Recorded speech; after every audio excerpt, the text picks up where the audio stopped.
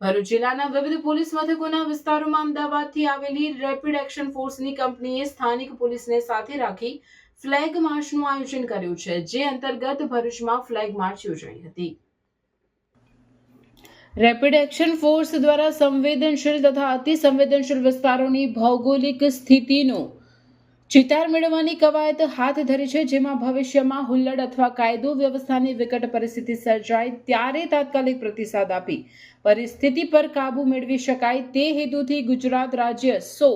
યુવા battalion rapid action ફોર્સના commandant રતુલદાસના આદેશ અનુસાર સહાયક કમાન્ડન્ટ ઉજ્જવલ કુમાર તિવારી તથા ઇન્સ્પેક્ટર જીડી બલવીર મીણાના નેતૃત્વ હેઠળ તારીખ 8 થી 13 ફેબ્રુઆરી દરમિયાન ભરૂચ જિલ્લાના વિવિધ અતિ સંવેદનશીલ વિસ્તારોમાં ફ્લેગ માર્ચ યોજાઈ રહી છે. જિલ્લા પોલીસ અધિક્ષક અક્ષય રાજ મકવાણાના માર્ગદર્શન હેઠળ ભરૂચ શહેરના એ તથા બી ડિવિઝન પોલીસ મથકના સંવેદનશીલ વિસ્તારોમાં ફ્લેગ માર્ચ યોજાઈ હતી. આ ફ્લેગ માર્ચ સોનેરી મહેલ પોલીસ મથકથી પ્રસ્થાન કરી કોઠી, જામા મસ્જિદ, લાલ બજાર, ચકલા તથા હાજીખાના વિસ્તારોમાંથી